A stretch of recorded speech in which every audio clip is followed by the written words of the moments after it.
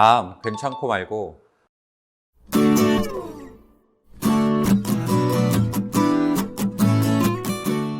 안녕하세요. 닥터 이재순의 암과 면역 이야기입니다. 오늘은 사기암으로 진단받은 환자분들의 면역 치료에 대한 이야기를 해볼까 합니다. 일단 사기암이란 진단 당시에 타장기, 다른 장기로 전이가 확인된 암들을 통칭을 하고요. 일반적으로 사기암이라고 하면 전이가 돼 있기 때문에 몇몇 특수한 경우를 제외하고는 수술이 불가능합니다. 따라서 진단 당시에 치료로서 선택을 하는 건 대부분 항암 치료를 선택을 하게 됩니다. 물론 말씀드린 것처럼 몇몇 특별한 경우에는 진단 당시 사기암, 즉 다른 장기에 전이가 됐다 하더라도 수술을 진행하는 경우들이 있습니다. 이런 경우에 해당하는 병기다 하면 제가 지난번에 말씀드렸던 2, 3기 환자의 면역치료편을 참고하시면 좋으실 것 같습니다.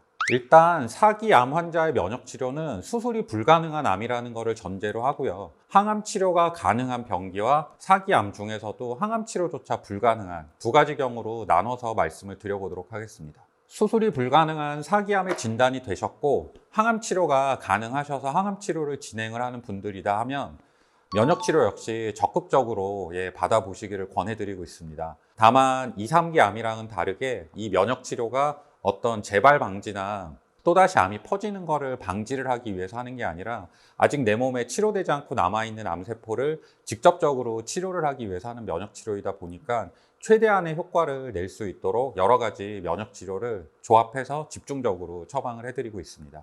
고농도 비타민 C 주사나 사이모신 알파원, 미슬토 등을 병용을 해가지고요. 기존에 받고 계시는 항암 치료와 최대한의 시너지 효과가 날 수 있도록 처방을 해드리고 가능하다면 고주파 온열 치료나 글루타치온 같은 기타 다른 면역 치료도 최대한 구성을 해서 집중적인 치료를 받을 수 있도록 처방을 해드리고 있습니다. 물론 무턱대고 이런 치료들을 한 번에 다 진행을 하는 건 아니고요. 이제 환자 컨디션이나 항암 치료 중에 발생하는 여러 가지 부작용들을 고려해서 치료 스케줄이나 용량 등은 조정을 하지만 할 수 있는 범위 내에서는 최대한의 치료를 받도록 권해드리는 게 맞다라고 생각을 합니다. 다음으로 사기암의 진단을 받으셨고 병기가 너무 진행을 해서 항암 치료조차 어떤 표준 치료조차 불가능한 그런 상태에 계신 환자분들도 계십니다.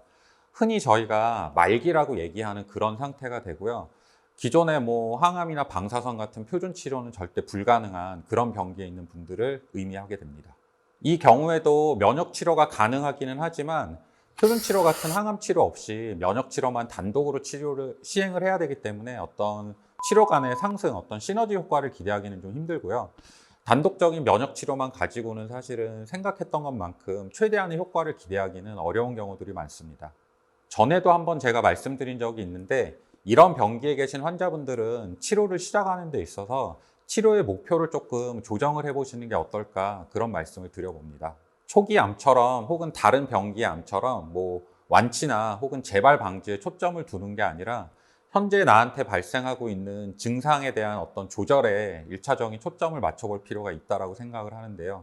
암이 더 이상 커지지 않고 몸에 어떤 암으로 인한 여러 가지 불편한 증상들만 나타나지 않도록 잘 억제를 하면서 그 상태를 유지를 하는데 치료 초점을 맞춰보면 어떨까 합니다. 그렇게 시간을 버티다 보면 사실은 새로운 치료법이 발견이 될 수도 있고 그러면 다음 단계로 또 한 스텝 더 치료가 나아갈 수도 있다고 생각을 하기 때문입니다. 일전에 저용량 항암제를 휴지기 없이 지속적으로 사용을 함으로써 항암에 대한 부작용은 줄이고 암세포를 억제하는 효과를 기대할 수 있는 메트로놈 항암 치료에 대해 이야기를 한 적이 있는데요. 이런 병기에 해당하시는 분들은 이런 식으로 메트로놈 항암 치료를 고려해보는 것도 한 가지 방법이 되실 수 있을 것 같습니다.